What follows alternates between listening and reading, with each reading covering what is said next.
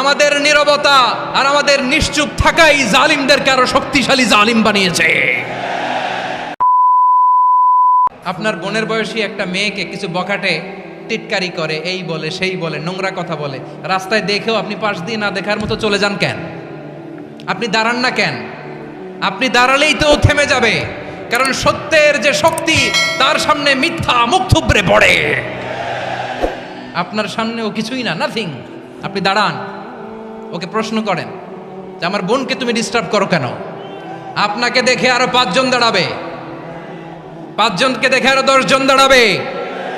আমাদের নীরবতা আর আমাদের নিশ্চুপ থাকাই জালিমদেরকে আরো শক্তিশালী জালিম বানিয়েছে। এজন্য টেন্ডারবাজি, চাঁদাবাজি, দুর্নীতি, অপরাধ, দখলদারিত্ব, মজুদদারি, এগুলো সব কিছু একসাথে প্রতিরোধ করতে হবে। এই নাসিহাতগুলো সবার জন্য, সব দলের জন্য, সব মতের মানুষের জন্য। আমরা কোনো দলের প্রতি মানুষকে ডাকি না, আমরা ডাকি ইসলামের দিকে।